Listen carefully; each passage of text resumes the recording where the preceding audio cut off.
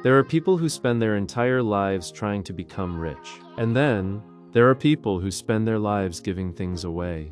But what if I told you that one of the most successful women in music history has quietly given away something far more valuable than money?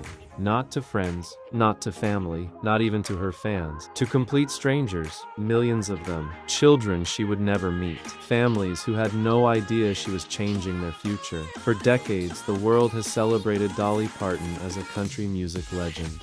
A superstar, an entertainer, an American icon, but almost nobody asks the question that matters most.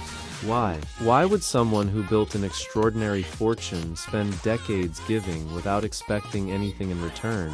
Was it generosity, gratitude, guilt? Or was she trying to keep a promise she made long before anyone knew her name? Because hidden behind the glitter, behind the laughter, behind one of the most recognizable faces in America, there's a story that begins in a tiny wooden cabin where hope was often the only thing a family possessed. And once you understand what happened there, you'll never see Dolly Parton the same way again. Stay with us until the end, because the answer has almost nothing to do with fame, and everything to do with one unforgettable promise. Long before sold-out concerts, before Grammy Awards, before television appearances and worldwide fame, there was a little girl growing up deep in the mountains of Tennessee. The Parton family didn't have much. In fact, there were times when they had almost nothing. Their small cabin was crowded, 12 children, one tiny home, no luxury, no comfort, sometimes not even enough food. Money was so scarce that when Dolly was born, local stories say her father struggled to pay the doctor. Instead, he offered what he had, a sack of cornmeal. Whether remembered exactly that way or not, the story perfectly captured the reality of their lives. Poverty wasn't something Dolly occasionally experienced. It was the world she knew. Yet years later, she would say something remarkable. She never felt poor in love. Her parents couldn't give expensive gifts, but they gave something far more important: faith, kindness, dignity, and hope. Every evening, the family gathered together. They sang, they prayed, they imagined a better future. Music wasn't entertainment, it was survival. Stories weren't distractions, they were windows into another world. Without realizing it, those evenings planted a seed inside young Dolly, a seed that would quietly grow for decades. Because while most children dreamed about becoming famous, Dolly was learning something completely different. Sometimes, the greatest gift you can give someone is hope. She didn't know it yet, but one day, that lesson would change millions of lives. When Dolly was still a little girl, someone gave her a book. It wasn't expensive, it wasn't rare, it wasn't wrapped in gold paper. To most people, it would have seemed ordinary. But to a child who had very few possessions, it became something extraordinary. Inside those pages, she discovered places she had never seen, people she had never met, dreams she had never imagined. For the first time, she understood something powerful. Books could take you somewhere, even when life couldn't. Years later, Dolly would often speak about how stories expanded her world long before success ever did. Because when you grow up with very little, imagination becomes one of the few things nobody can take away. That realization stayed with her. Quietly, year after year, even after she left Tennessee, even after Nashville, even after the songs began climbing the charts, people believed they were watching the birth of a music legend. But beneath the applause, a little girl was still carrying a memory, not of poverty, not of fame, but of a simple book, and how it made her believe that life could become something bigger. That memory would follow her everywhere, until one day, she would make a decision that almost nobody saw coming, and that decision would become the greatest legacy of her life.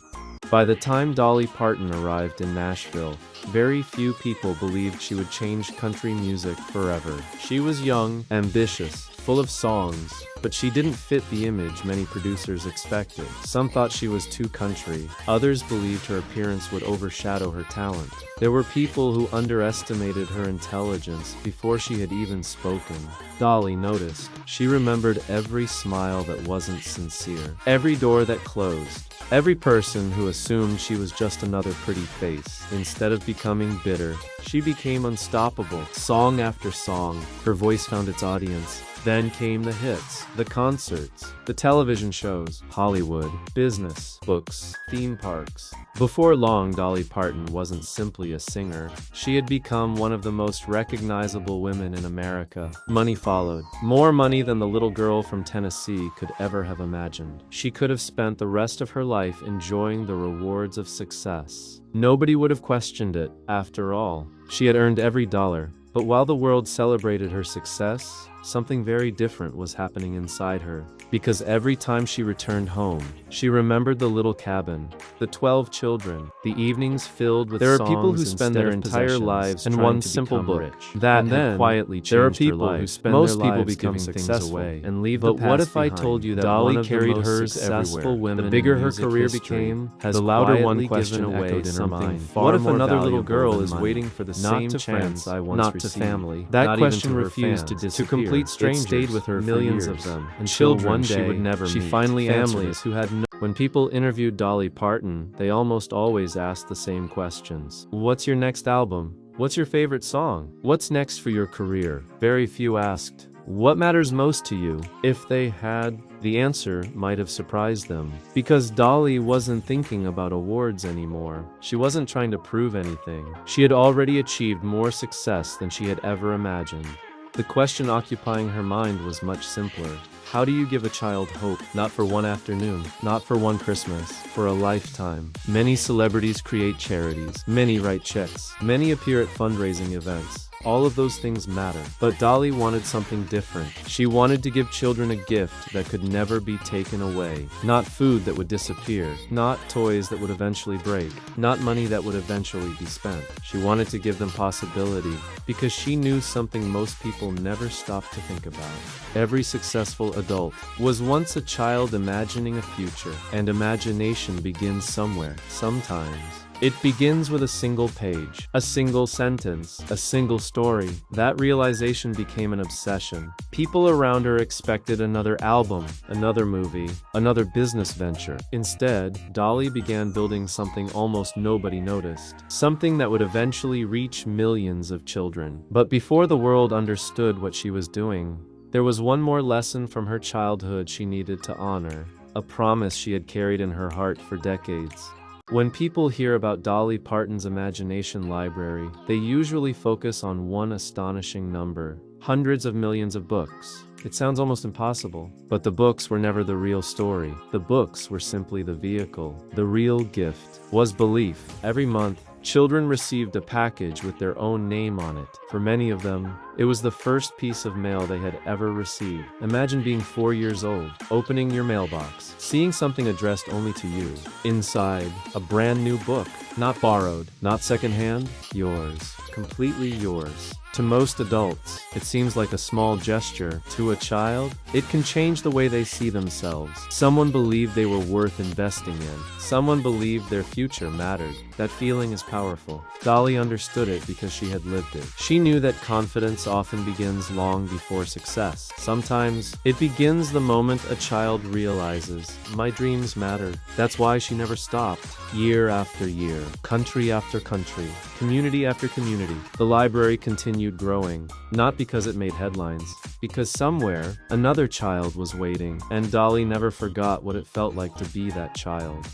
If you ask people what Dolly Parton gave away, most will answer, books. They're right. But they're also missing the point, because books were never the destination. They were only the beginning. Dolly wasn't trying to create readers. She was trying to create dreamers. She knew something that statistics could never fully explain.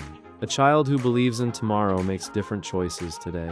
A child who discovers imagination begins to see possibilities instead of limitations. And sometimes, one story is enough to change the direction of an entire life. That's why she never measured success by album sales anymore, or awards, or sold-out concerts. She measured success in something far quieter. The moment a child opened a package, smiled, and disappeared into another world. No cameras, no applause, no headlines. Just one small act of hope, repeated millions of times. Many celebrities donate when tragedy strikes. Dolly built something that would keep giving long after the headlines disappeared. Month after month, year after year, generation after generation, without asking for anything in return? That kind of generosity doesn't come from wealth. It comes from memory. She never forgot what it felt like to have almost nothing. And because she remembered, millions of children would grow up with something she almost didn't have: opportunity.